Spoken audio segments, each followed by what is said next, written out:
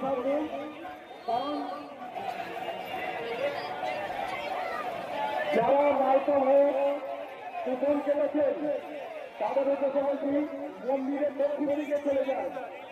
মন্দিরের দক্ষিণ দিকে আপনাদের মাংস ভোগ দেওয়া হচ্ছে, যারা কুপন দেওয়া হবে।